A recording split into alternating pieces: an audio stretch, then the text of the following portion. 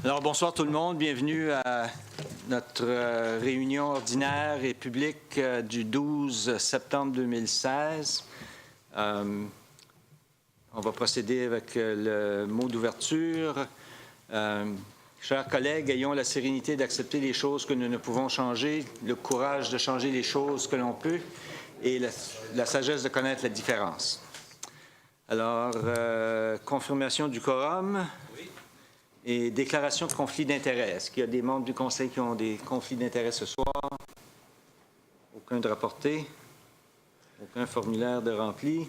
Alors, on va procéder avec l'adoption de l'ordre du jour. Juste pour souligner quelques changements à l'ordre du jour. L'item 10.1, plan directeur Centre-Ville, adoption du rapport. L'item a été retiré de l'ordre du jour. Ou serait retiré de l'ordre du jour et ajouté 10.6.1, achat de terrain. Alors, est-ce qu'il y a quelqu'un qui veut en faire la proposition telle que modifiée, proposée par le conseiller Leblanc, appuyée par le conseiller Cormier sur la question? Ceux qui sont en faveur de la résolution, de l'adoption de l'ordre du jour tel qu'il a été modifié, signifiez-le par un oui. De l'avis contraire, par un non. Alors, l'ordre du jour a été adopté tel que modifié. Item 7, présentation, requête et pétition. 7.1, toujours demande de renseignement des membres du Conseil envers le service régional de la GRC. Et nous avons le sergent d'état-major Como avec nous ce soir.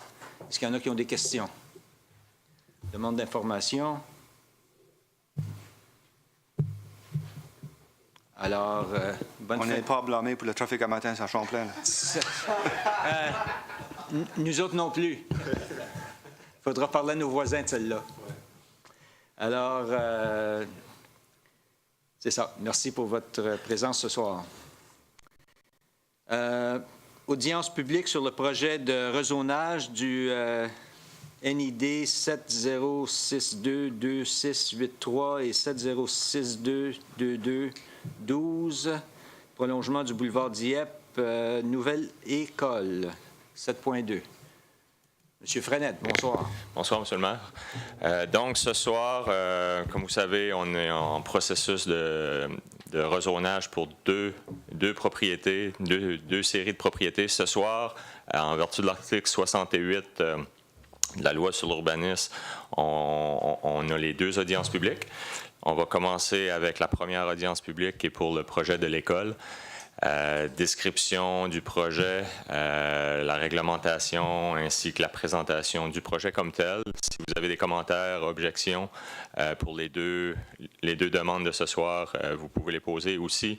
Pour le deuxième cas, on a le développeur avec nous ce soir. Si jamais vous avez des questions à poser, il sera en mesure de les répondre si je ne suis pas en mesure de les répondre.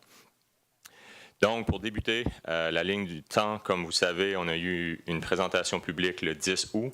Ce soir, c'est l'audience publique. Puis aussi, à l'agenda ce soir, il y a la recommandation, l'avis 66 du comité consultatif en matière d'urbanisme. Suite à ça, la prochaine étape, ça sera le 26 septembre où le conseil vous procéderez avec l'acceptation ou non là, des projets en question. Donc, comme expliqué, le propriétaire de la propriété, c'est la province du Nouveau-Brunswick. Le demandeur étant la ville de Dieppe, étant donné, comme je vais expliquer un peu plus tard, c'est qu'on veut s'assurer d'avoir la même terminologie pour les autres écoles à l'intérieur de la municipalité. Donc, avoir le même zonage puis avoir la même affectation des sols. Donc, pour ce qui est de la localisation, je vais vous montrer la carte. Comme vous savez, c'est au sud du chemin Melançon, en bordure du boulevard Dieppe avec le prolongement, au nord du chemin Leblanc, puis à l'est là, de la frontière de la ville.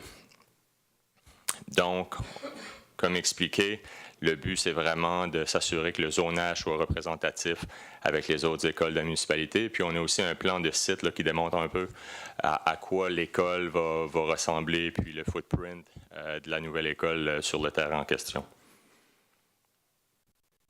Maintenant, pour ce qui est de la réglementation actuelle et les changements proposés, pour ce qui est de la carte d'affectation du sol, on fait une demande de passer de la réserve foncière à une affectation du sol communautaire. Puis, pour ce qui est du zonage, on passe d'une zone rurale à une zone institutionnelle. Donc, c'est tout pour la première demande. Puis, comme je vous ai dit tantôt, la prochaine étape pour étudier là, maintenant les lectures, ça sera le 26 septembre. Avez-vous des questions, commentaires? Questions, commentaires de la part des membres du Conseil?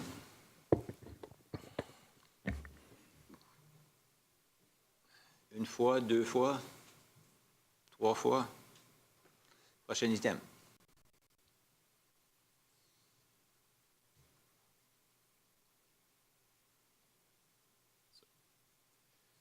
Donc, pour ce qui est le prochain item, c'est vraiment le terrain au pourtour de l'école.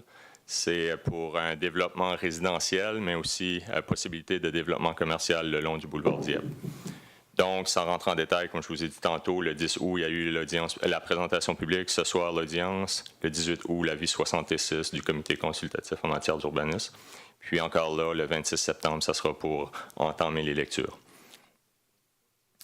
Les terrains d'identification, premièrement, le propriétaire et demandeur, c'est la compagnie Foxline Development, Inc.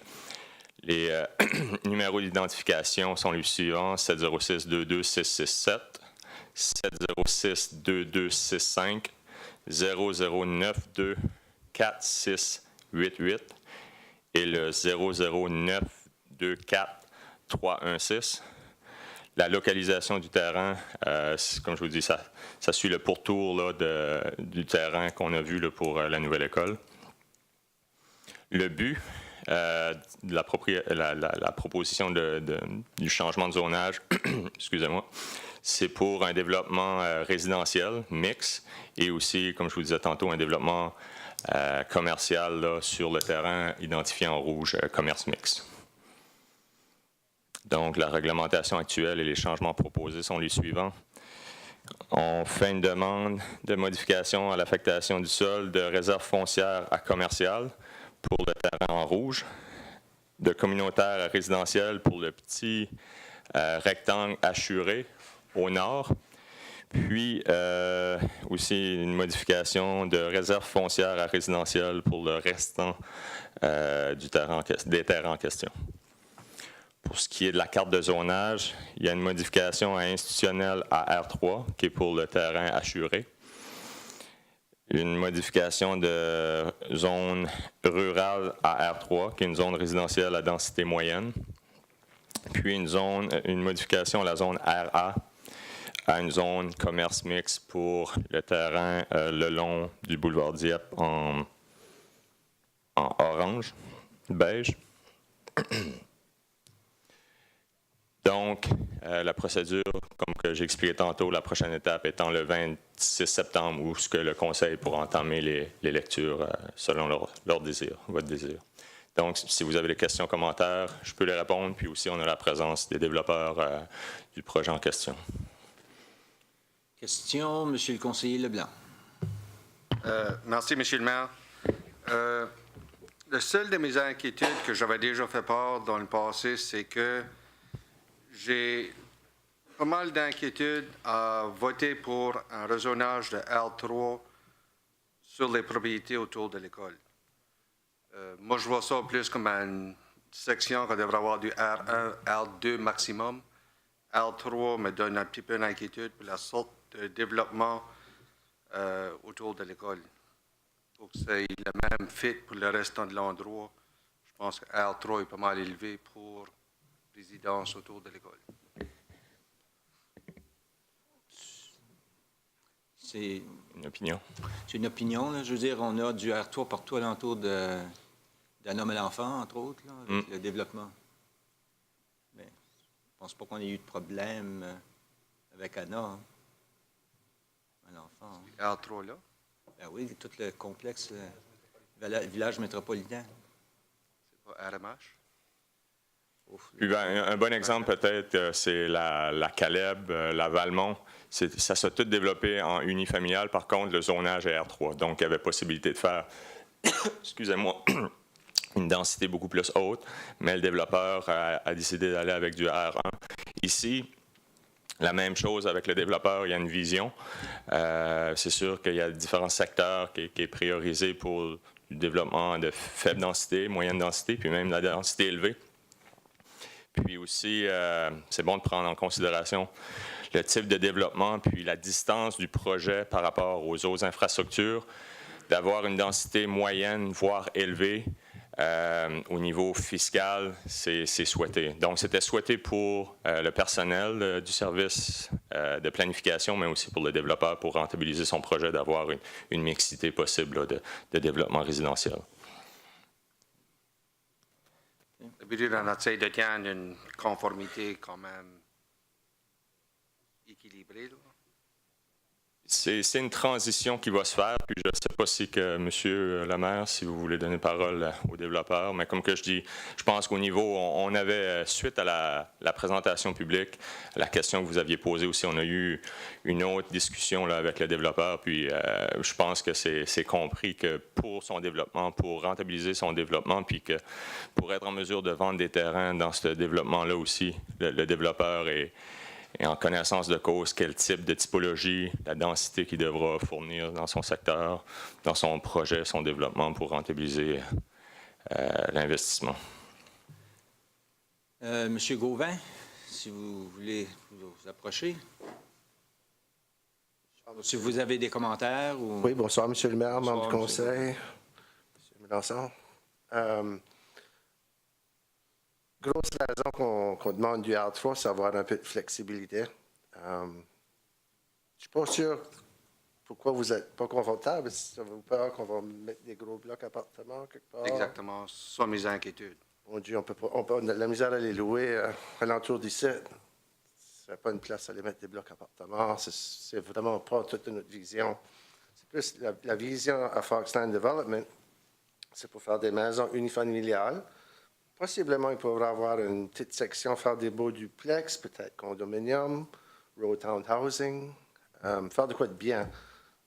Mais ça nous laisse la flexibilité.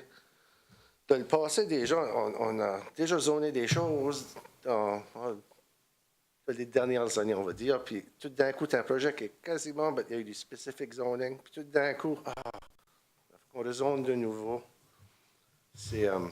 Des fois, c'est viré à boule 2 fois, là, comme... On n'a vraiment pas d'intention de mettre des blocs appartements. Je ne peux pas voir aucun développeur avec 30 ans d'expérience comme moi pense le même, à faire de quoi de même. On mettrait 10-15 maisons, on mettrait un bloc appartement. On ne va plus vendre une maison et le bloc. C'est vraiment pas de nos intentions du tout. C'est pour avoir la flexibilité de faire, encore une fois, des maisons unifamiliales le plus possible. Il y a environ 60 et quelques acres à peu près.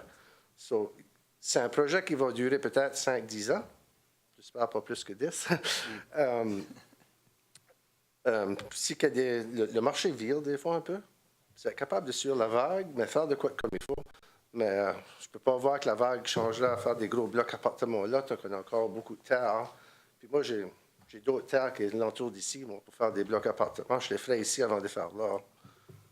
C'est vraiment pas de notre vision. C'est encore une fois, c'est juste pour garder la flexibilité de faire peut-être 2-3 sortes de projets qui c'est un bon fit. C'est le gant pour la main. Sur le L3 te donne flexibilité de mains arrangées aussi. Oui. Si tu déciderais de faire mains arrangées, le L3 te donne... Disons qu'on va faire un bout, l'autre bord de l'école, sur le fer, quelque part dans le milieu, disons, faire des belles townhouses, comme il faut, là. C'est pas quoi qui serait méchant. Puis pour la ville aussi, ça donnerait plus de rentabilité par pied carré. les mains arrangées ne me dérangent pas. C'est l'idée, moi, la vision, je voyais L3 plus que... OK, toi... Maison unifamiliale, puis là, je voyais L3 comme le bloc appartement voisin, puis ça finit par pas regarder bien, puis c'est pas un bon fit, là. Moi, je pense pas que c'est une place pour des blocs appartements du tout, du tout. Non, c'est un petit peu ça que je disais. Ouais. C'est beau? OK. Merci. Y a-t-il d'autres questions le temps que M. Gauvin est au microphone? Non? Merci beaucoup, tout le monde. Merci. Est-ce qu'il y a d'autres questions sur le projet comme tel de rezonage? Les deux, en fait, l'un ou l'autre, sont tous les deux sur la table. Un lié à l'autre, vraiment. OK. Alors, merci pour la présentation. Item numéro 8. Questions du public. Est-ce qu'il y a quelqu'un dans la salle qui aurait des questions pour le conseil municipal?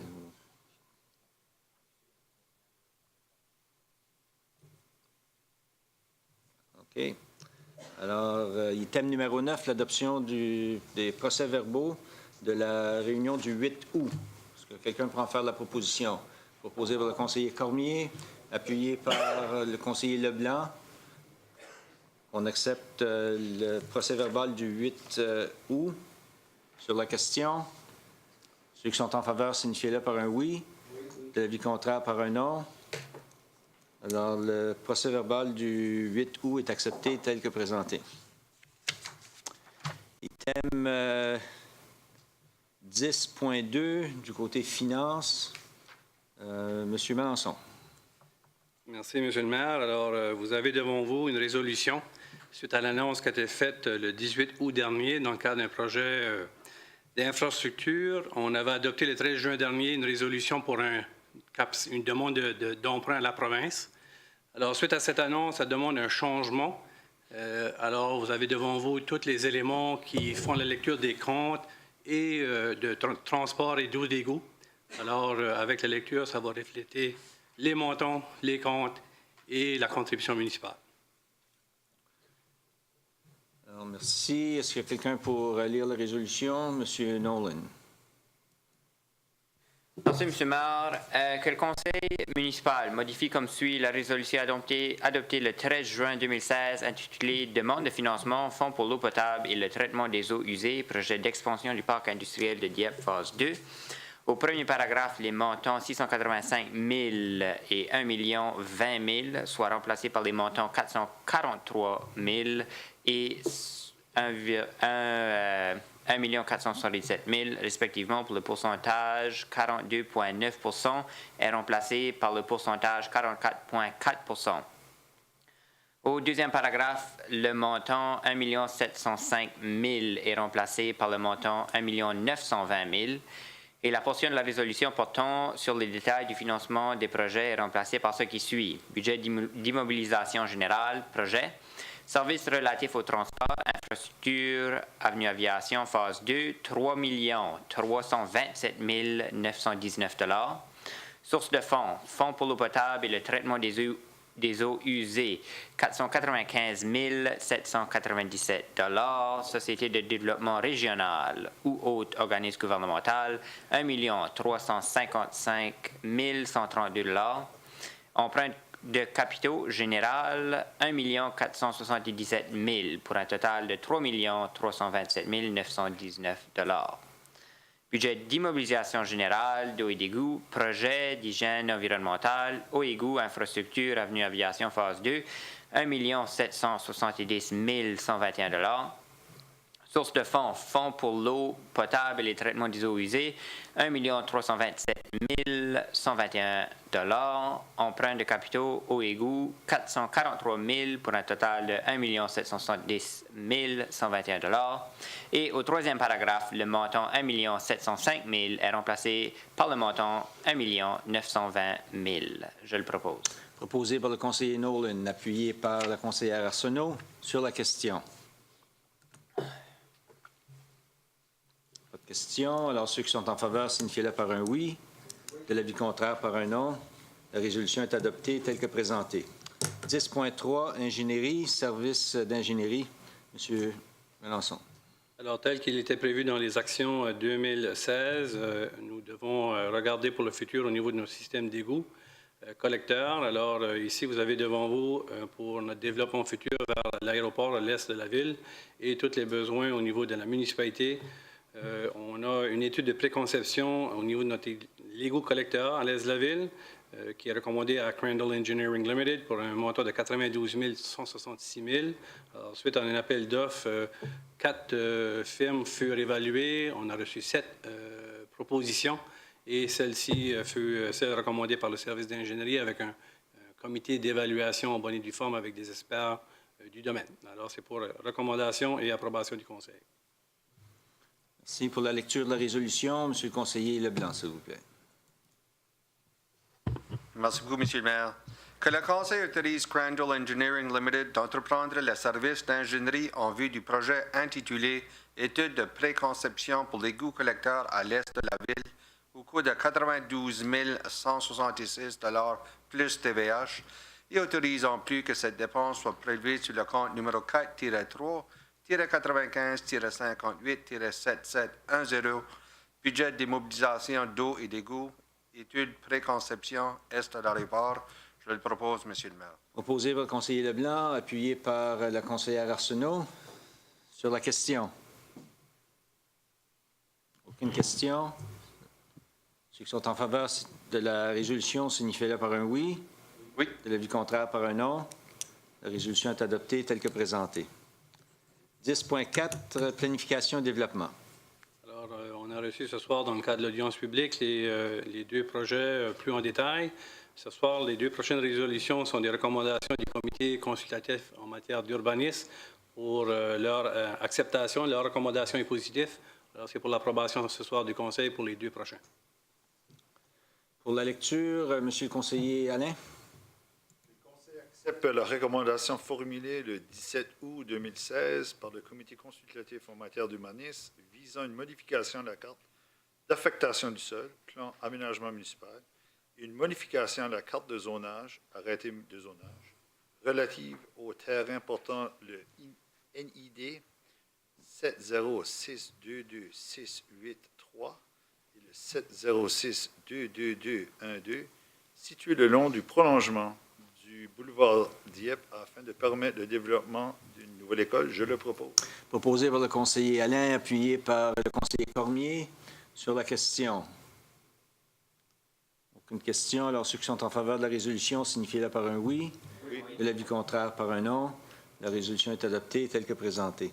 La deuxième résolution pour la recommandation du CCU concernant Foxland.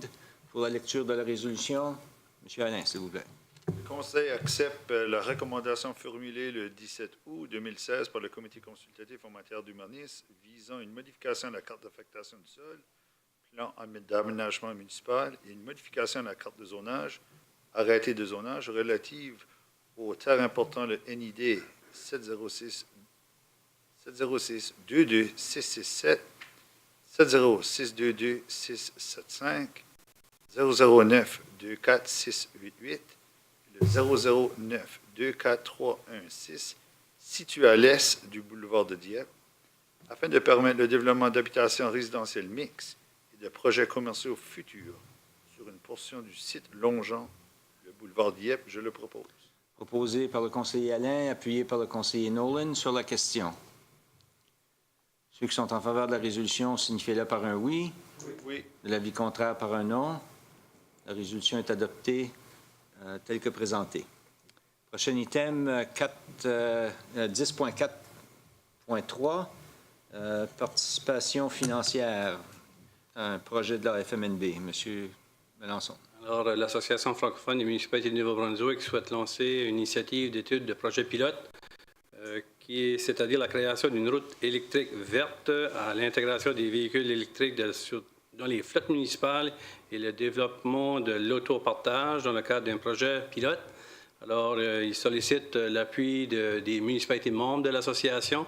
Alors, il est recommandé d'être un partenaire pour 950 $ à cette initiative. Merci. Pour la lecture de la résolution, M. Leblanc. Merci, Monsieur le maire. Que le Conseil s'engage à participer au projet Sauvé AFMNB, volet études, jusqu'à concurrence de 950 $ payés à l'AFMNB selon les modalités définies dans le contrat qui sera établi à cette fin et autorise que cette dépense soit prélevée sur le compte numéro 1-2-52-12-2863, budget de fonctionnement général, plan de développement durable. Je le propose, Monsieur le maire. Oui, c'est ça, c'est 3-6 et 8, non 3-6. C'est ça. Merci. Alors, proposé par le conseiller Leblanc, appuyé par le conseiller Cormier sur la question. Ceux qui sont en faveur, signifiez-le par un oui. Ceux qui sont contre, par un non. Alors, la résolution est adoptée à l'unanimité. Item 10.5.1, Transaqua. Monsieur Mélenchon. Alors, nous devons nommer un représentant ou une représentante sur le comité de la Commission des eaux usées du Grand Moncton, Transaqua. Il est recommandé d'avoir Mme Mylène Roy pour représenter les intérêts d'amis souhaités sur le conseil d'administration pour un mandat de 2 ans. Qui est en remplacement de Mme Julie Thériault. Exactement. Alors, pour la lecture de la résolution, Mme Arsenault, s'il vous plaît. Que le Conseil nomme Mme Mylène Roy sur le conseil d'administration de Transaqua, Commission des eaux usées du Grand Moncton, pour un mandat se terminant le 1er septembre 2018. Je le propose, Monsieur le maire. Proposé par le conseiller Arsenault, appuyé par le conseiller Nolan. Sur la question, ceux qui sont en faveur de la résolution, signifiez-le par un oui. De l'avis contraire, par un non. La résolution est adoptée telle que présentée. Puis je m'en voudrais de remercier publiquement Mme Thériault, qui, au cours des 2 dernières années, nous a très bien représentés au niveau de ce conseil d'administration. Elle fait de l'excellent travail et on lui souhaite toujours bonne chance dans sa carrière comme ingénieur. Merci. Prochain item, 10.6.1, achat de terrain. Monsieur Mélenchon. Alors, ici, nous avons une opportunité de faire l'acquisition d'une propriété afin d'adresser une situation sur un terrain sportif adjacent. Alors, l'opportunité s'est présentée pour faire l'acquisition au 106 rue Emmanuel. Il est recommandé d'en faire l'acquisition pour un montant de 112 500, plus TVH et frais professionnels. Alors, c'est pour recommandation et approbation au Conseil.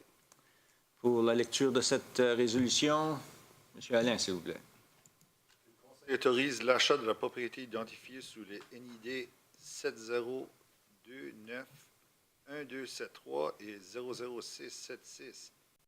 00676-437 et située au 106 rue Emmanuel au coût de 72 500 plus TVH et frais professionnels, conformément aux conditions énoncées dans l'entente d'achat et de vente en date du 23 août 2016 et autorise en plus que cette dépense soit prélevée sur le compte numéro 7-4-20-12-8950, fonds de réserve de terrain d'utilité publique. Je le propose. Proposé par le conseiller Alain, appuyé par le conseiller Cormier sur la question. Ceux qui sont en faveur de la résolution, signifiez-le par un oui. Oui. De l'avis contraire, par un non. La résolution est adoptée telle que présentée. Alors, item 11, arrêtés municipaux. Arrêté S12-2016 concernant les feux en plein air. Pour la première lecture, par titre seulement, M. Cormier, s'il vous plaît. Merci, M. le maire. Arrêté numéro S-12-2016, arrêté concernant les feux en plein air, je le propose en première lecture. Merci. Proposé par le conseiller Cormier, appuyé par le conseiller Leblanc. Sur la question, ceux qui sont en faveur de l'acceptation en première lecture, par titre seulement, signifiez-le par un oui. L'avis contraire, par un non. Alors, l'arrêté S12-2016, accepté en première lecture. Nous allons procéder avec la deuxième lecture par titre seulement, encore une fois, M. Cormier. Arrêté numéro S-12-2016, arrêté concernant les feux en plein air, je le propose en deuxième lecture par titre. Merci. Proposé par le conseiller Cormier et puis par le conseiller Leblanc. Ceux qui sont en faveur de cette proposition, signifient-le par un oui. L'avis contraire, par un non. Alors, l'arrêté S12-2016 est adopté en deuxième lecture par titre seulement. Item numéro 12, avis de motion. On n'a pas reçu aucun avis de motion. Demande de renseignement et annonce du conseil, des membres du conseil municipal. On va débuter avec Monsieur le conseiller Leblanc, s'il vous plaît. Excusez-moi, aussitôt que j'allume votre micro, évidemment. Merci beaucoup, M. le maire. Ce n'est pas vraiment nécessaire. J'ai aucune annonce à faire ce soir.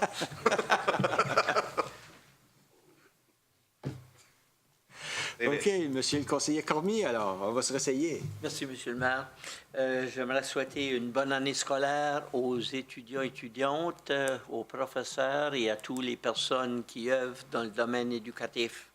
Et aussi, j'ai représenté la ville de Dieppe à une rencontre de discussion pour l'innovation dans le domaine, je cherche le mot là, C'était tellement nouveau. développement économique. Qui était organisé par la députée de notre circonscription, l'honorable Ginette Petitpas. Très bonnes idées qui ont ressorti. Et c'est mon 2 sous pour asseoir. Merci. Je m'en dois de souligner que j'ai appris cette semaine du conseiller Cormier que lorsque les écoles ouvrent puis que les étudiants retournent à l'école, les enseignants à la retraite célèbrent la non-rentrée scolaire. Je l'ai trouvé pas mal bonne, celle-là. Monsieur le conseiller Nolan. Merci, Monsieur le maire. Quelques questions. Évidemment, avec des changements qui ont pris place au courant de l'été, il y a un poste qui est affiché pour embauche, le poste de chef pompier. J'avais juste des questions quand ça vient au document même de la description de poste où dans la traduction, il semble avoir des différences. Donc, j'imagine, à cause qu'on est une municipalité francophone, c'est la version francophone qui prend l'importance. En français, ça lit, quand ça vient à expérience, c'est 10 ans d'expérience comme pompier et 5 ans d'expérience dans une fonction de gestionnaire dans un service d'incendie. En anglais, la même ligne est lit 10 years firefighting experience, including 5 at senior 5 command level. Donc, ça dit qu'on a besoin de 10 ans d'expérience, incluant 5 ans en anglais, mais en français, c'est 10 ans d'expérience comme pompier et 5 ans. Donc, si c'est quelque chose qui peut être clarifié dans la description des postes. La rectification. Si Puis, vous voyez d'autres choses, Monsieur le conseiller, vous pouvez m'en apporter commentaire au bureau aussi. Oui, absolument. Puis aussi, il y avait le point dans les certifications. En français, c'est le répondant médical d'urgence. Dans l'anglais, c'est Emergency Medical Care Assistant. Ça, c'est une désignation de paramédic en soins primaires en Ontario, qui est une formation d'un nom de plus que Emergency Medical Responder, que c'est en anglais. Donc, s'assurer de... Oui. Merci. C'est tout. C'est tout. Merci, Madame la conseillère Arsenault. Merci, Monsieur le maire. Bien, premièrement, j'espère que tout le monde a eu un bel été, puis bon retour en classe à tous les étudiants, puis les enseignants. Puis juste pour vous dire que j'ai vraiment eu du plaisir à la fête du 15 août. Puis j'ai beaucoup aimé aussi le festival des cerfs-volants. Tout était formidable. Puis pour le tintamarre, il faut que ça soit visible, puis ça soit tapageur, puis que ça soit court. Sans ça, du monde qui ont de la misère à marcher ou les jeunes enfants ne peuvent pas prendre la marche si longue. Donc, s'il vous plaît, l'année prochaine, avoir ça sur le website, que ça soit disponible, puis que ça soit pas trop long, s'il vous plaît. L'autre chose, j'ai assisté au dévoilement du nom de l'aéroport, Aéroport international Roméo-Leblanc du Grand Moncton. J'ai vraiment trouvé ça excellent. Je suis vraiment fière que Roméo-Leblanc a été nommé là. Un autre annonce, c'est l'infrastructure fédérale et provinciale qui a été faite à Moncton, à l'hôtel de ville de Moncton, avec Ginette Petitpas-Taylor, Dominique Leblanc, puis Brian Galland, nos gros dignitaires, avec le 176 millions pour l'infrastructure dans notre province. Ça, c'était vraiment le bienvenu. J'en étais vraiment fière. Une autre chose que j'ai vue cet été, c'est l'inauguration de la boutique Encore par la Maison de Nazareth.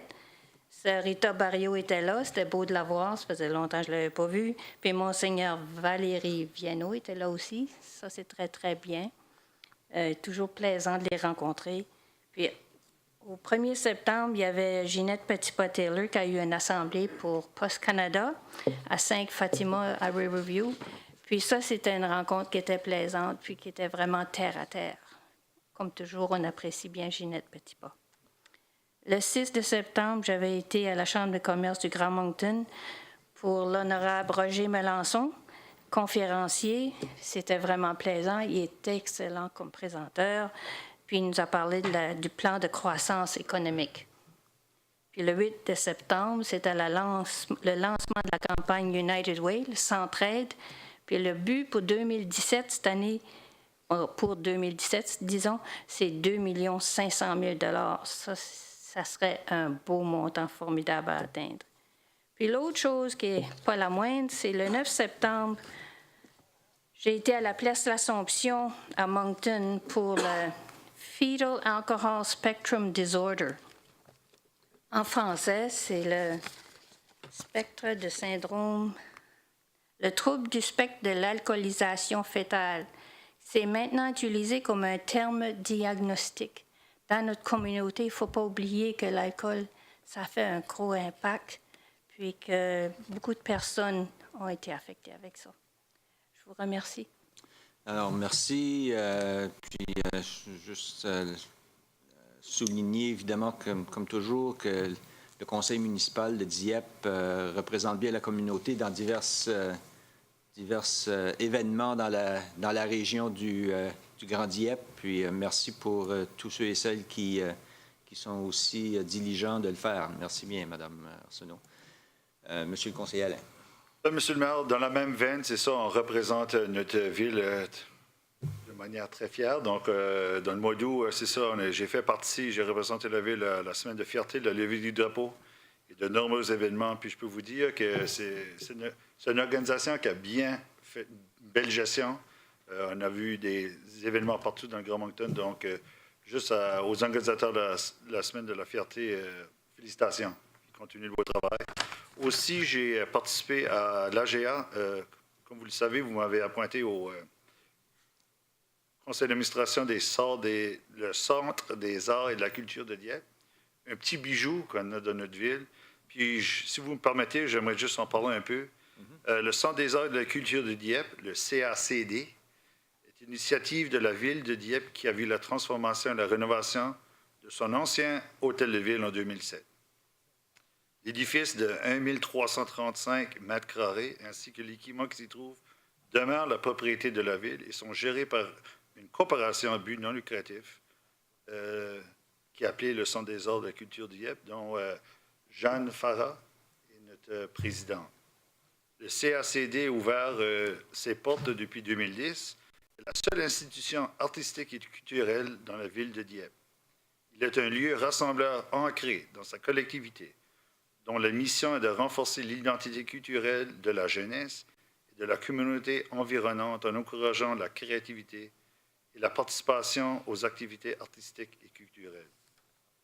Le Centre des arts de culture aura franchi une étape importante et beaucoup de positifs dans son développement et à la table dorénavant mise pour lui permettre d'exploiter de façon optimale son plein potentiel.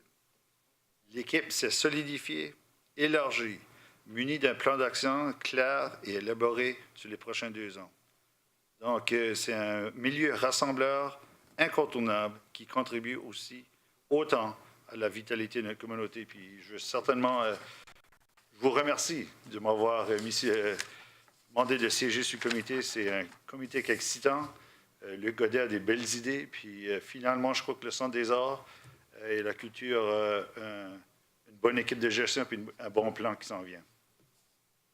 Aussi, si vous me permettez, j'aimerais féliciter Soccer Dieppe. Il y a 2 équipes de U12. Il y avait une belle article dans l'Académie Nouvelle dernièrement, les rêves qui ne manquent pas Dieppe. Puis les 2 équipes de U12, les filles sont devenues les U12, sont les championnes du Nouveau-Brunswick au niveau provincial.